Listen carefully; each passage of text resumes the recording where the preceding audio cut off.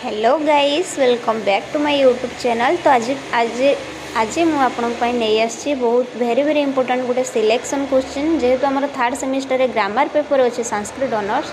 तो जो मैंने भी +3 थर्ड सेमिस्टर संस्कृत ऑनर्स नहीं करुँच तो से आमर CC 5 अच्छे संज्ञा प्रकरण।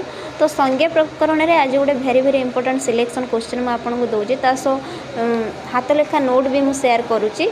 तो भल भाव भिडियो देखूँ आपण एग्जाम रे बहुत हेल्पफुल रही। तो चलतु आज देखा आदिरंतन संहिता यह प्रत्ययर संज्ञा विधायक सूत्र अटे। तो सूत्रछेद से कौन कही आदि युक्त अंत्यन युक्त संहिता।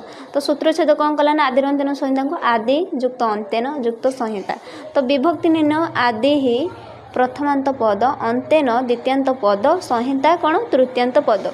तो अनुवृत्ति कौन अच्छी स्वं रूपम शब्द शब्द संज्ञा सूत्रु स्वर अनुवृत्ति अनुवृत्ति। तो से कौन कौन स्वरूपम शब्द शब्द संज्ञा सूत्रु तो आम शब्द संज्ञा जो अच्छी तार शब्द संज्ञा सूत्रु स्वर अनुवृत्ति। तो तापर देखा दिनवृत्ति कौन अंत्यन इतस आदि मध्य गानांग सस्यज संज्ञा सैत इति हल संज्ञा। तो से कौन कहला दिनवृत्ति अंत्यन इतास अंत्यन इतास आदि मध्य गानांग सस्यज संज्ञा सैत इति हल संज्ञा। तापर देखा वृत्तांत कौन अच्छी अंत्य इति वर्ण सहित आदि वर्ण संजोग होई जो संज्ञा हुए ताहा मध्य वर्ण गुड़िक ग्रहण करने संगे संगे आदि वर्ण को मध्य से कौन करता है ग्रहण करें। तो भल भाव नोट टी भल से देखूँ पारे तो स्क्रीनशॉट नहीं जातु। तो देखीचे उदाहरण दे देखूँ अयुण रोलक सस्मान देज अक प्रत्याहार। तो ये कौन अच्छी ना अकटा आमर प्रत्याहार अच्छी। तो तापर देखा समन्वय कौन अच्छी प्रदत्त उदाहरणीय अक प्रत्याहारटी मध्यवर्ती हर्षि हर्षौ मूर्धन लुरु आदि वर्ण मानकर संज्ञा होइछि। तो से कौन कही अक प्रत्याहारटी मध्यवर्ती हर्षि हर्षौ मूर्धन आउ लुरु आदि वर्ण मानकर से संज्ञा होइछि।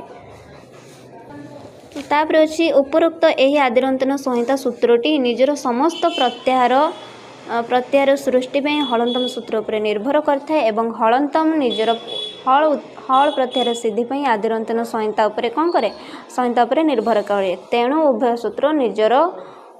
उभय सूत्र उभयंकर कौन होता निर्भरशील होता। तो आप बुझीपारे कौन थी तो आदिरंतन संहिता से कौन करना निजर समस्त प्रत्याहार सृष्टि में तार प्रत्याहार सृष्टि में से कौन करे ना आमर हलंतम उपरे निर्भर करे। हलंतम भी हल प्रत्याहार सिद्धि पाई से कौन करे ना आदिरंतन संहिता पर निर्भर करे। तो से कौन दुई जन परस्पर निर्भरशील।